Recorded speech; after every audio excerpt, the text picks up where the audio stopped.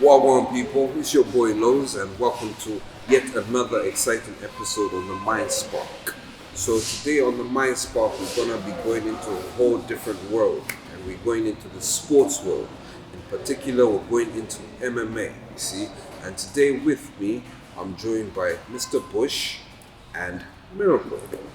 So, welcome, Mr. Bush. Thank you very much. Thanks for having me. My name is Benjamin Bush. You can call me Ben. I'm the founder of Ulemu Fight Academy, national team head coach, also president of Mixed Martial Arts Zambia, the outgoing president. Okay. Wonderful stuff. And my name is Miraculous Chipito, but I'm commonly known as Miracle. Nice to have you guys on the show. Thank you very much. I'm really excited.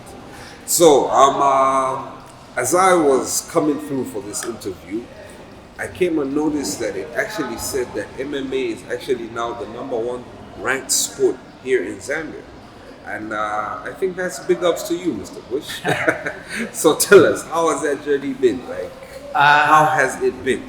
Well, it's been a crazy journey. Yeah. It's not down to me. Obviously, you can't have a sport without athletes. True that. You can't have a sport without coaches. So it's some incredible performances by, our athletes and, the coaches that look after them, and even some of the officials, put in incredible work and have, done wonders. But no, it's been a crazy journey. There was no MMA in Zambia 8 years ago. Exactly. So this academy, the Ulemu Fight Academy, started really with no organization. It was just basically I was teaching. Okay. I was bored.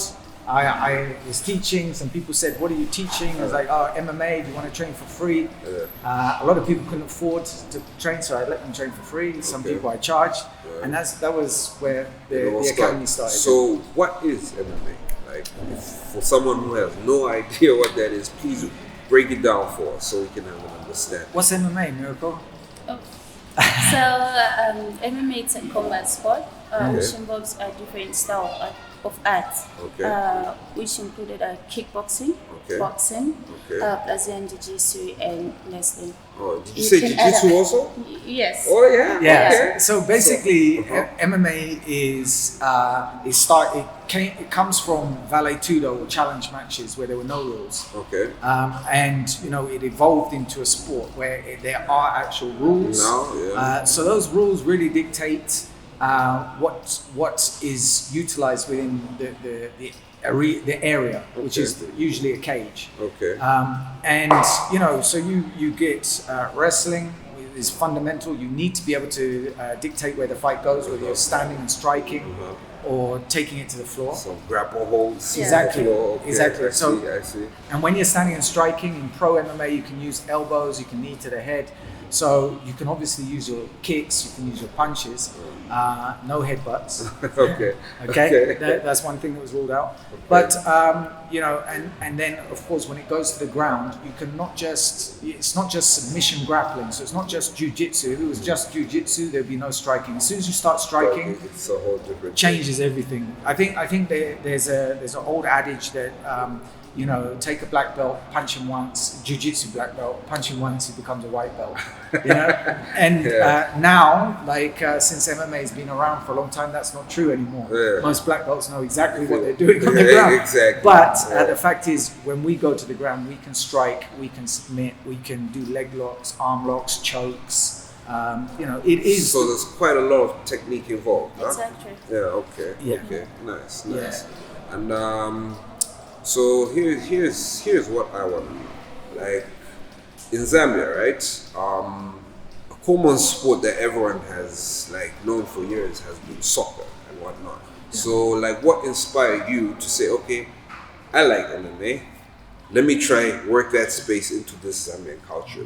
What did it take for you to go on that path? Okay. Well, I grew up here. Oh, okay. Yeah. So I was always into Kung Fu films. All my friends were into Kung Fu films. Yeah. We were all into martial arts. We all love boxing. Zambia's got a fantastic tradition of world-class boxers, from Loti Mwale to Esther Piri to the Chingangos. Exactly. So So I know that Zambia is is passionate about the fight, and I got into mixed martial arts because I was looking for something that was real. I did karate, I did kung fu, and when I finally started doing MMA, it was the realest thing I've ever been involved in. True. And the team that I was in the UK was a very successful team. Okay. So from there, I actually stopped training for a long time, and then someone said, do you want to come to Zambia and start MMA? So wait, sorry to cut you short. When you were in the UK, you were actually an MMA fighter? Okay. Or you were just training just for yourself? No, training and fighting and cornering, but not fighting officially. In a tournament or anything? Nothing like that. Okay. I see. So back then, even in the UK, you see, a lot of the lessons, a lot of the pitfalls that happened with the beginning of the sport in England is what we've avoided here in Zambia, because we've established an amateur, league. We put in place rules, regulations, code of conduct, ethics, and all the rest of that. In the UK, it was the Wild West. It was there. Yeah, it was crazy. Yeah, you would turn up to a show, and the promoter would be like, "Oh, I can't find a bantamweight for my fighter," and someone who's already fought was like, "I'll fight again," and step in the cage, even though he's been knocked out.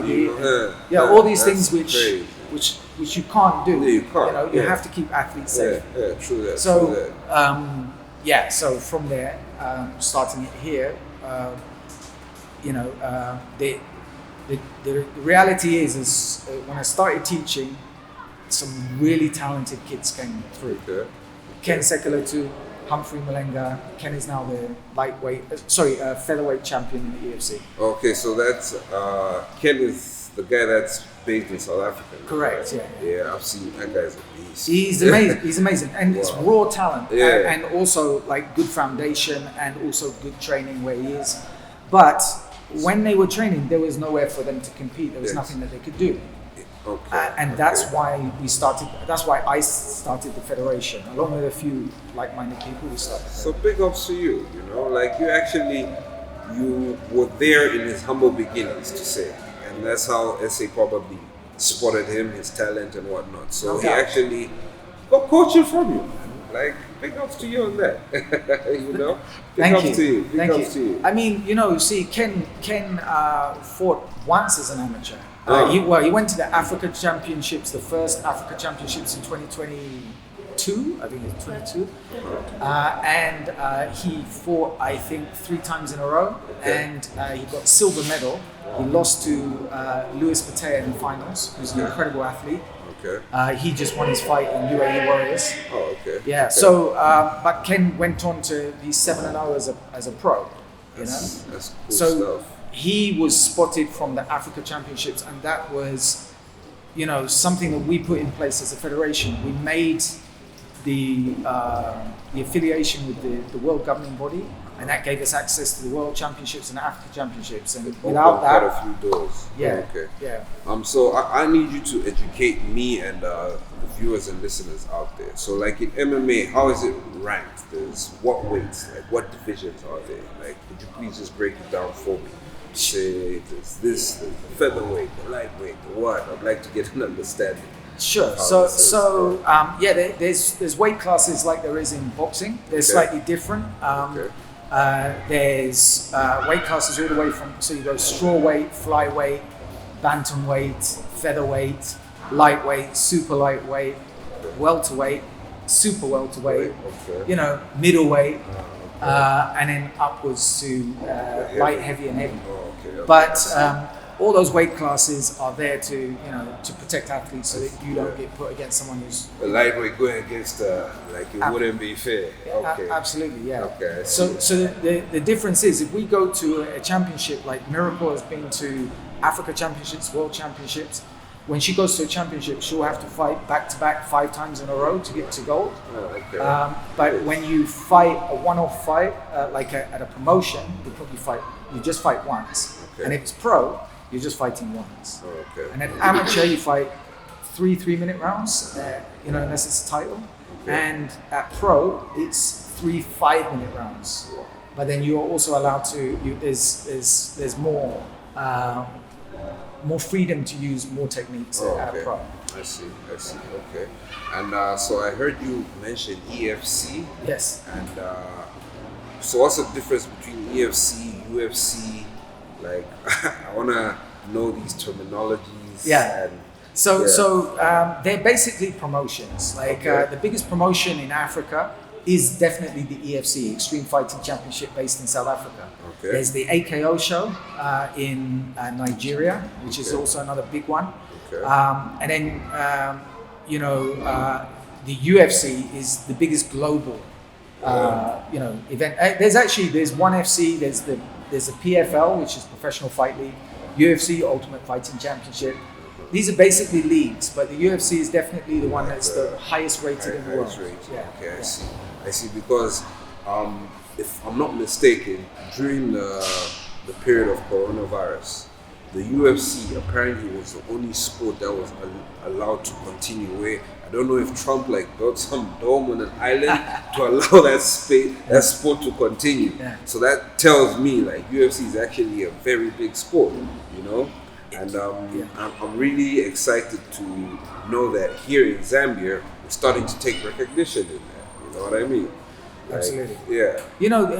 The thing is, it comes to what is there for athletes and how do you get an athlete from A to B, right? Mm-hmm. If we hadn't affiliated with the International Mixed Martial Arts Federation, we'd be straight up pro fighting, which would mean that the athletes wouldn't be able to get the experience of amateur before they turn pro.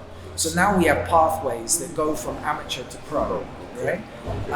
So we now have opportunity to get our athletes into the types of leagues like the UFC. Like Ken Sekulatu, Humphrey Malenga, they're more than ready. They could fight in the UFC and they'll do just fine. To be honest, you're actually right on that. Because I have watched some of their episodes and these guys are beasts. Yeah. Like he normally does knockouts, and I'm like, wow. That's coming from here, from home. Wow. So, Mr. Bush, kindly explain to me and the viewers who we have with us right now. Okay, so sitting to my left is Miraculous or Miracle Chipito, who has done something incredible. She's the first athlete I think Zambia has had that's ranked number 1 in the world. She's number 1 in the world at flyweight. Amateur flyweight, as according to the International Mixed Martial Arts Federation, which is the biggest world governing body for mixed martial arts. Did you say number 1 in the world? Number 1 in the world. Wow. Yeah. Wow, that's exciting. So, Miracle, I'm excited.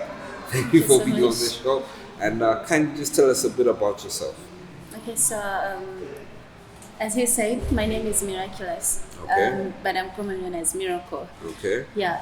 I'm a last-born in a family of 4. Okay. And currently I'm competing at International Mixed Martial Arts Federation, which is called IMF. Oh, okay. Yeah. Okay, nice. So, are you based here in Lusaka? Yeah. I was born in the village. Okay. Yeah, and I grew up in the village. There's a lot of villages. Please tell me which village. Chibombo, going deeply, Deda somewhere there. Oh, okay. Yeah. Okay. So I was born in the village. Most of my family are based in the village. Okay. Yeah. But I grew up in the village. I did my studies, my school in the village as well. Okay. Yeah. I don't know how I found myself here. Ask me that. I really would like to know how you ended up here in Lusaka. But anyway, for another day. For another day. Okay. Yeah. Okay. So I joined mixed martial art. That was in 2022, February. Okay. Yeah. After attending symposium when Chris Cyborg came. I don't know if you know about Chris Cyborg. Okay, you can educate me a bit. Yeah, she came here and then I was inspired. But the main reason why I joined was for me to learn self-defense. And then from there, I tried to train with Coach Benjamin. I didn't even know what mixed martial arts was at the time. In the meaning. I think I trained for about a month without even realizing, let me do a research about mixed martial art, what it is. What it really is. So I was just training because I needed that knowledge about fighting. And then from there I gained self-confidence. I was so motivated and then I was like, I think I can take it from here. I should give it a try. I should fight for the first time and see how it's going to be. I fought her for my first time, even though it didn't go as I expected. I was a bit broken, but I had to lift myself and say I need to do it for a second time. Yes. And then from there, So it's been good. was it love at first sight? Like when you saw like you said, you didn't understand what the sport was, but like for you, you just trained. Yeah. So like what kept you to say, you know what, let me try and see what this sport is about? Like what sparked that in you? Yeah, so I used to be so aggressive and very rude, but it was hard for me to speak continuously, and then I was like, I need to help myself. If I want to fight, I have to fight in the street. My main reason, it wasn't good, it was bad.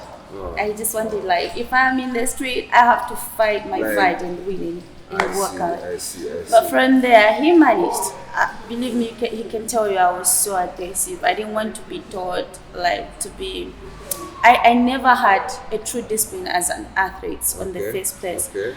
But, after training, everything started changing. And then when I fought my first fight, I lost my first fight though. It was decision and it was straight cross. Okay. Yeah, I lost my first fight. I was so broken because I felt like I deserved more than what I got. And then I almost wanted to quit. Okay. And then, I kept pushing myself. I said I can't quit without getting a win from the sport. I need to give myself another fight. Once I win, and then I should stop. That was the whole thing. Okay. So I fought my second fight, which I finished in first round with a knockout. From there, I felt like, okay, I have to keep going. So after your loss, you went back into a fight and you won in the first round. Yes. Talk about determination. Wow. Yeah, Nice. so from there, Nice. I think I was motivated to not, instead of me quitting, I told myself, I think I can do better than this. When you lose a fight, it's not a failure. It doesn't mean that the life ends there. You need to learn from your loss and motivate yourself and put yourself on a higher level.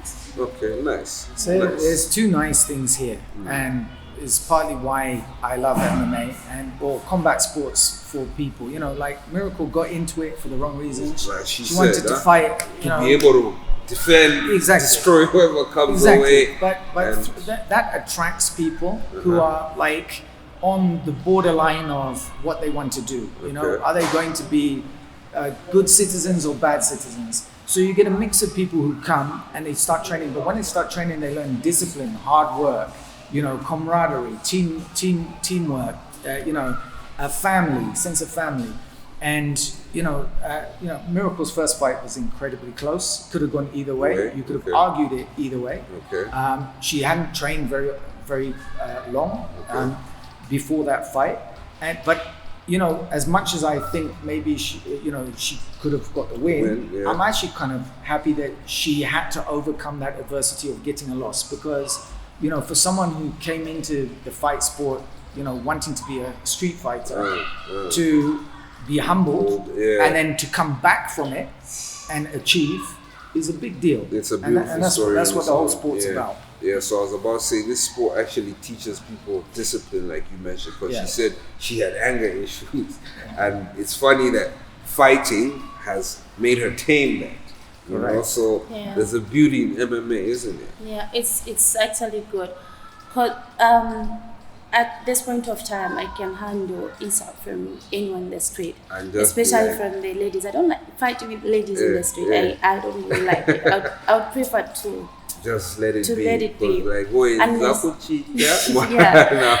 So, but then, oh my God, it I was was crazy. so explosive and I would do anything. No, but big ups to you to actually self-growing. That's beautiful. So what's like your workout regime for you?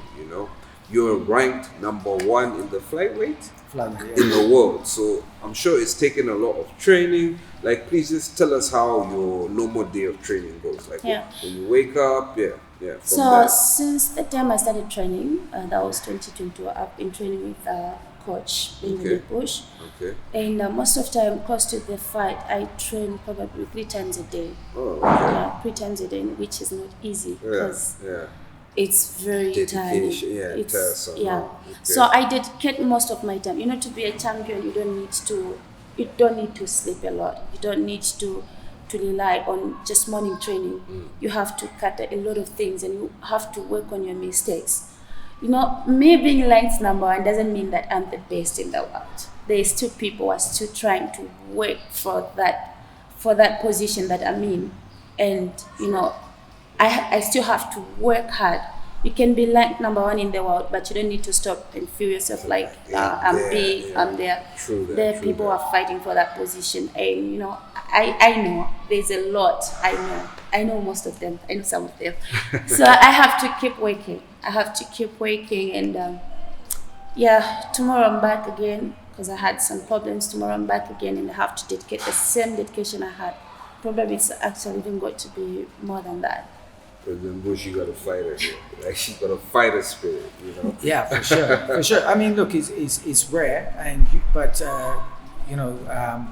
you do need that extra, you know. And quite often, athletes who excel have had to overcome adversity in their life, you know.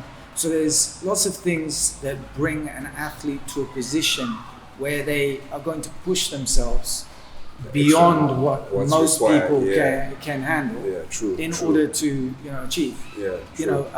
If everything goes well, Miracle will go to the World Championships, God willing, and hopefully with the backing of the government. Exactly. So I'm hoping we'll take a team and we'll get lots of gold medals. But if Miracle does well at the World Championships, it will be time for her to consider turning pro.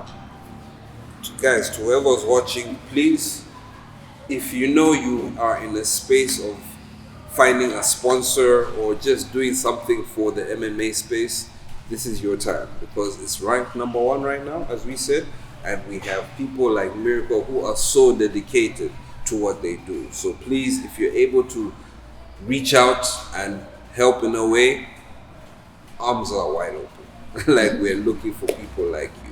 Anyway, so this is very exciting news to know that we have someone in Zambia that's ranked number 1 in their division. Like, that's crazy, you know. That's a story on its own.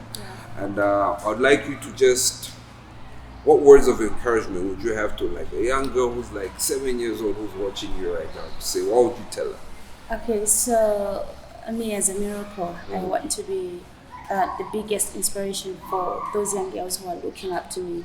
Even those who haven't born yet, I want to make a history that will never die even after I die.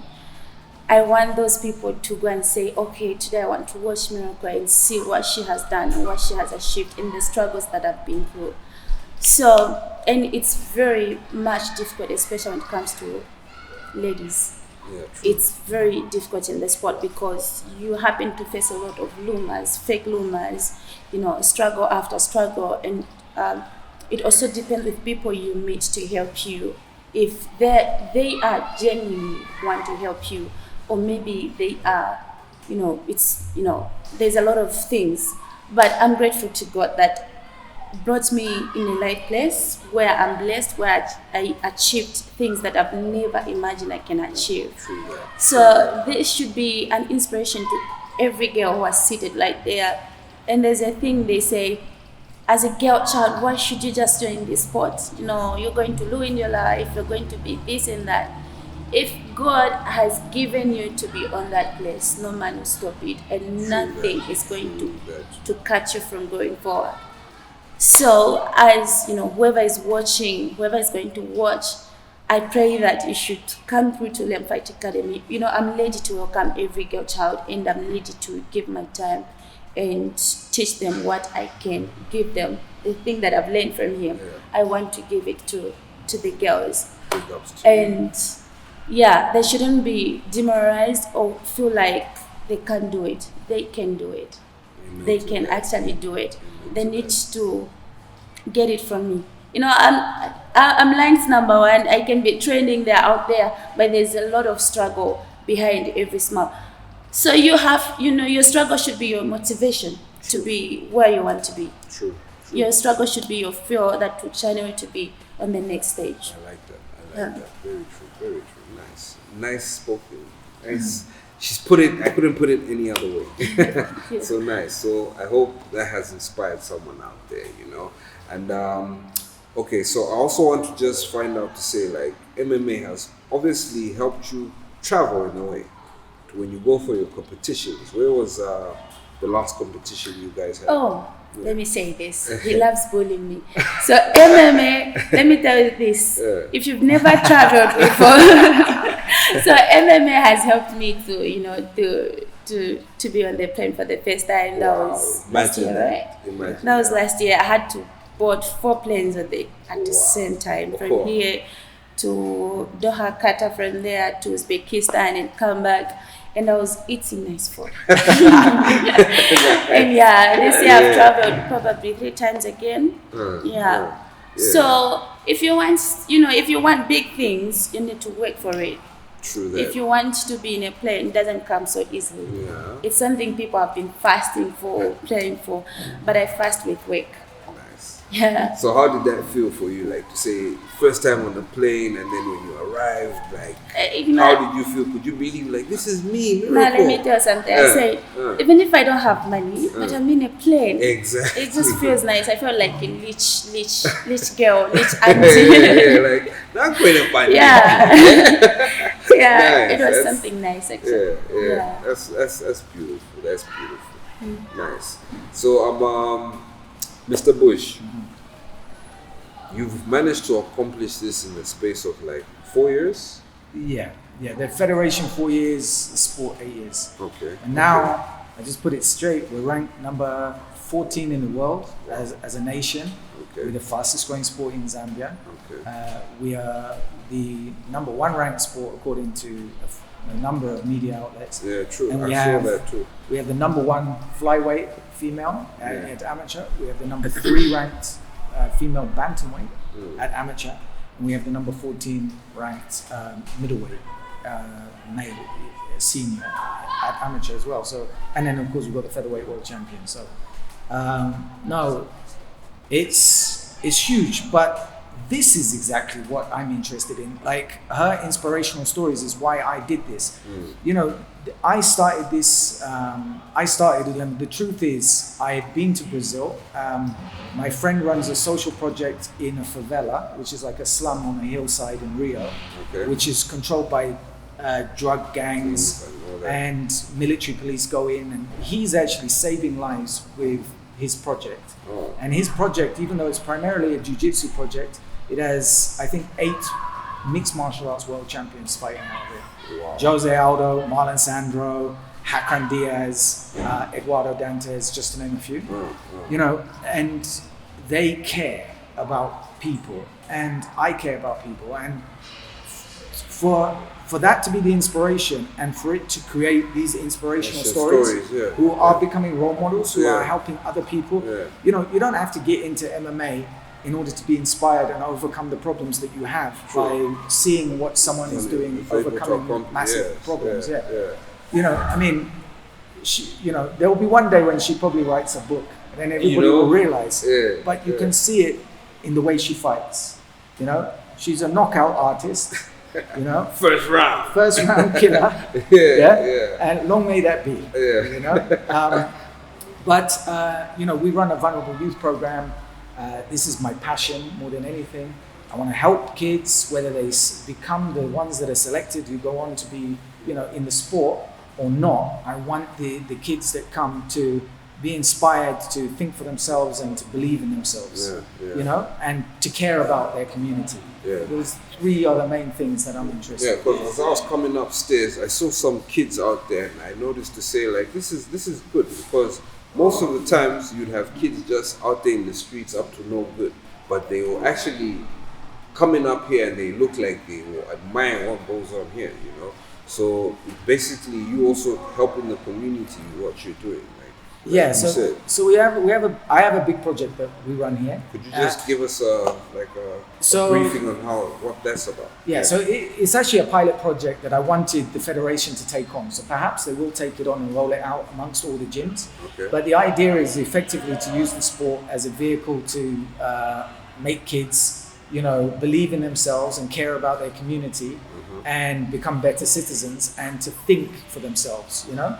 So a lot of the kids that come, they used to, cause all kinds of trouble outside, or be asking for money or fighting in the street. They don't do that anymore. Nice. Because we have discipline, and that discipline, they want to be here because they've seen kids be selected who are now training with the team and have potential to go abroad and are being supported, and they love that. They want to be a part of that. They want to be a part of that, and the whole family of kids is looking out for one another, and that's what we teach so many different aspects, gender-based violence awareness, drug and alcohol abuse, but I also teach things that are not on anybody else's curriculum. Okay. Like, I teach kids about fake news. I teach them about AI. They're stepping into a world of manipulation. Yeah, exactly. Right? Exactly, especially with AI now. Exactly. Anything can be generated. Yeah, and it can be used for good or for bad. Yeah, true. But these kids need to understand it's accessible to them, and it's accessible to be used for them to be manipulated. This is the reality of the world we live in. So these kids, they're young, but they're clever. And all they need is someone to recognize that they have, that spark behind their eyes, and to give them opportunity. And tap into that, yeah. Exactly. Yeah, so big ups to you, Mr. Push. That's beautiful. And how did the name Ulemu strike you? Like, how did you come up with that? It just makes sense. Like, I didn't want it just to be a raw fight gym. I have a philosophy behind it, and Ulemu means respect. Exactly. And that's one of the main things that I want everybody to get out of this gym. There are gyms where you go, you become a tough guy, a big fighter, you go on to have big careers, and they're good gyms, right? But when you come here, if you're not prepared to care about one another, then you won't fit in. All right, welcome back to the Mind Spark, people. So as we were saying, we were talking about the journey and how it's been in MMA and all of that. So now we want to hear from the coach's perspective of how Miracle joined this world. So it's very interesting. You do always tend to get in any fight sports. Even when I was in the UK at that club, we'd have people come in who fight a lot in the streets. And then when they come and they start learning, they get humbled and they start to appreciate and learn. And then all that stops. All that nonsense in the street stops. They start to have direction and passion and care for things. I remember when Miracle first came. She didn't really want to learn anything. She just wanted to fight. Right? That's all the girls ready for. So, she's like, I'm here to fight. She didn't like any drills. She definitely didn't like any groundwork. But she definitely liked to put the gloves on and swing at people. Right? Yeah. So let me ask you something. Okay. From what age were you fighting why were you fighting in the street? Just because you felt you couldn't communicate, so you'd rather turn to your fists? I was raised, because I didn't grow up with my parents. My dad died when I was just 1 year 5. Okay. And I was at 1 year 5. I was taken away from my mom for some reasons. I don't know. Yeah, for some reason. I don't go into details. I was taken away from my mom. I was raised by my uncle.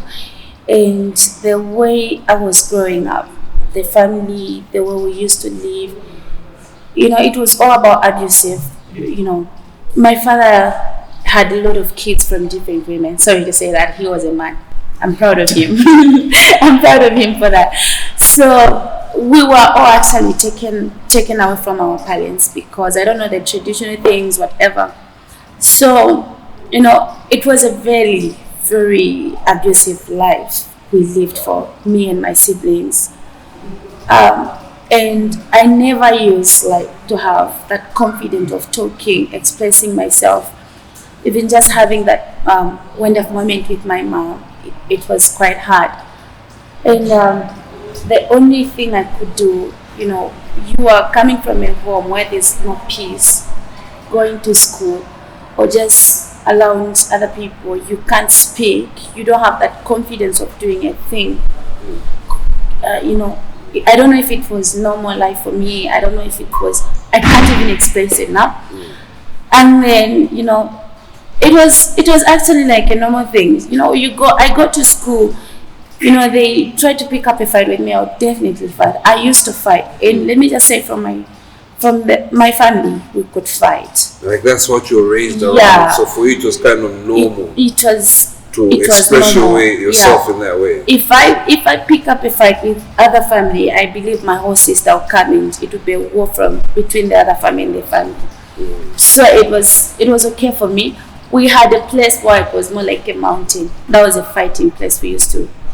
I would look small, and if people was fighting with the big, I used to fight. I used to fight and fight. And that's a kind of lifestyle I lived. And even when growing up, I came here, I stayed for a bit. I still had no confidence of me expressing things, talking things. Even if I can defend myself, I won't speak about it. I would choose to fight than speaking about a thing. And that's what made me to say, okay, so I love fighting. I'll go and learn how to fight so that I should be fighting properly in the street. And my main aim was to fight the guys. Wow. That was the target. I was like, wow. I want to be, and I used to watch wrestling when I came here. And then I was like, I need to be jumping on people like those guys who jump on people. Sometimes I'll be in school. If the teacher says something or try to control me, and then I feel like didn't sit well with me. You know, feel like I should step on the desk and jump on him. It was give him an RKO. It was really bad for me. It was a very bad world for me. Yeah. So after I joined, he knows it was hard. He could say, "Don't do this, Miracle, ABCD." I would have such anger inside me, and the guys know. They know. It would be, but after some time training, they did a good job of helping me, mentoring me. They never gave up on me, and that's when even Chris Cyborg. Before even that, and another thing that added up. Chris Cyborg came, I went to watch, but the time I went to watch before I even joined him, someone who just, let's go and you see this person, maybe you have, confidence and you learn something from this person. I went to watch the symposium, she was okay, but I even left from there, I was like, she's just speaking something, she's not making sense. But after I joined, I started following up with her, the way she fights, the way she trains, and I was like, I think I should try to fight and see what will happen. And that's when I fought my first fight, whereby I fought someone who has been training for years, for about 3-4 years, and I only had probably 4-5 months of training. Yeah, so that's how everything went. And from MMA I learned a lot of discipline, managing my anger, all that issue of feeling not confident, feeling like I'm not loved, I'm not, it's all disappeared. It's sometimes it's life is two-way thing, but I'm much better than the way I was. So that's what I was about to say. Are you more calm now that you started fighting, or you've just found a way to release your anger when you're in those fights, or you've actually learned now how to be calm? So because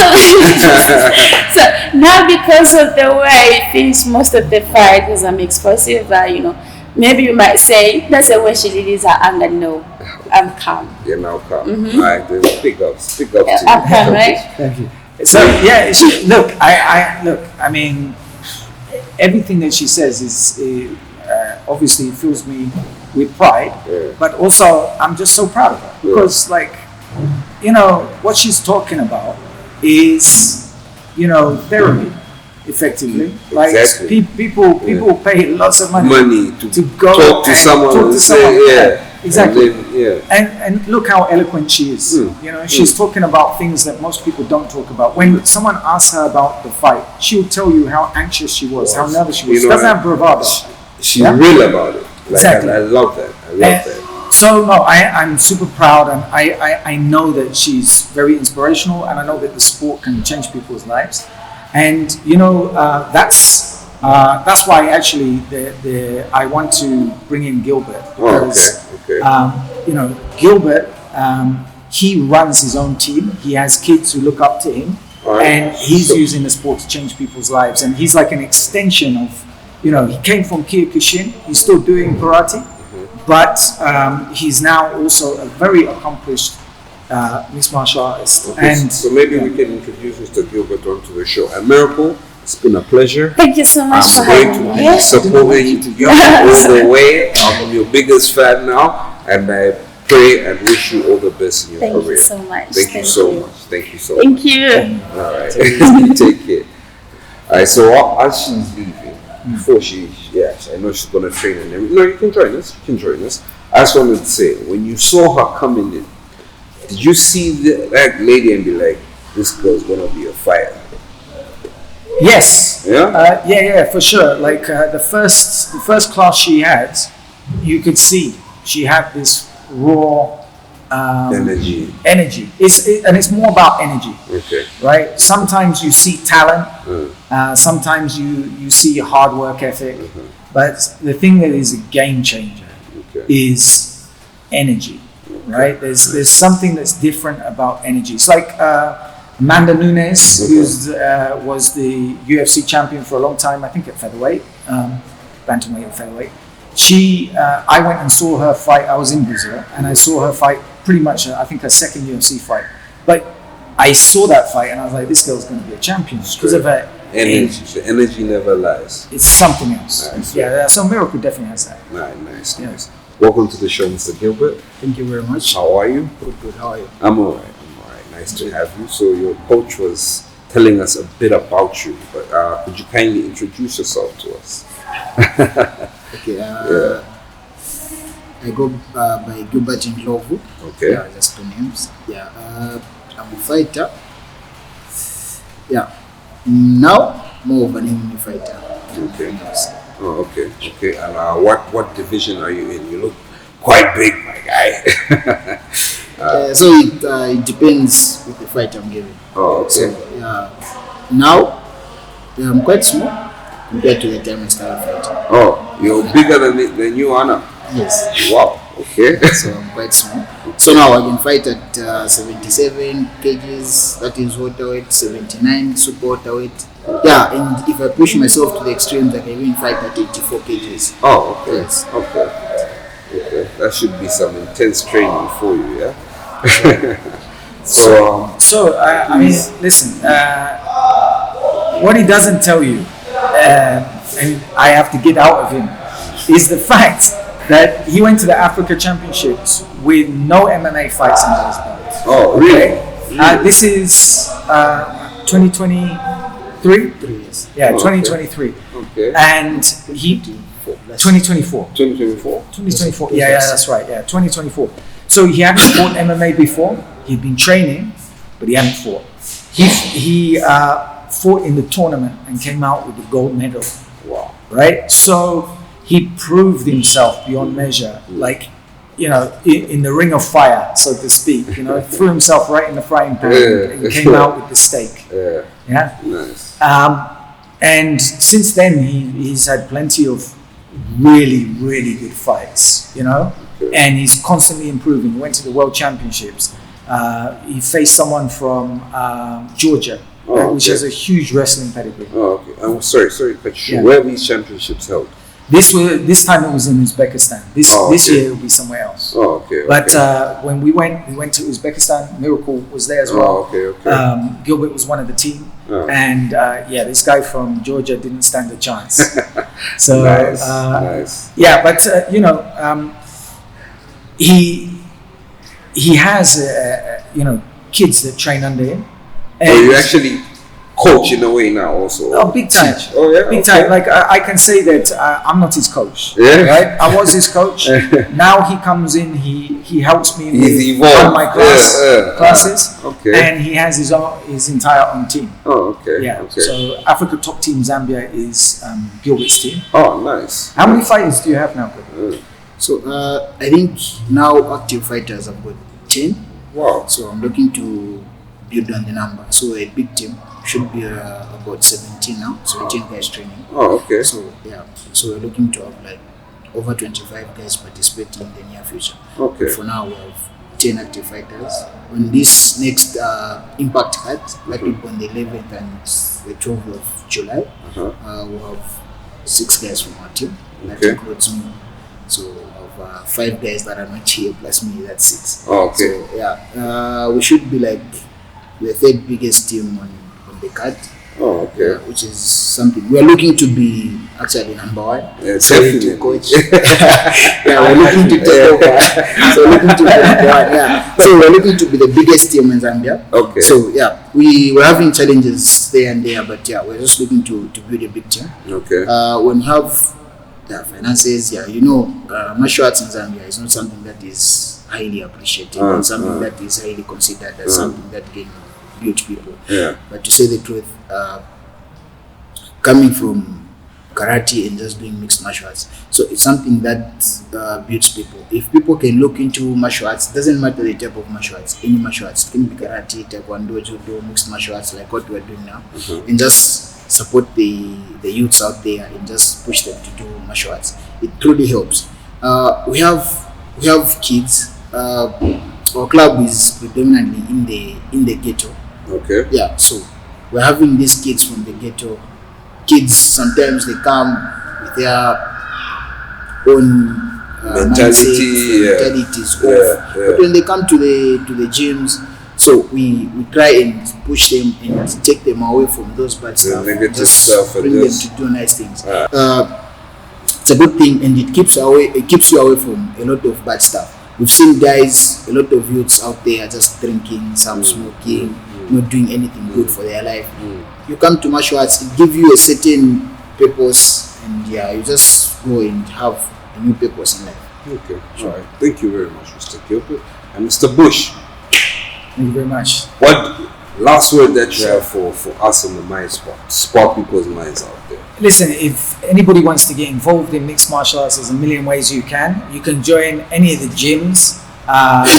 Whether you get into competition comes down to the coach. He's going to make a decision. Is this guy ready to compete? He'll put you into competition. If you want to compete, you want to just get fit, you can just get fit, learn how to defend yourself.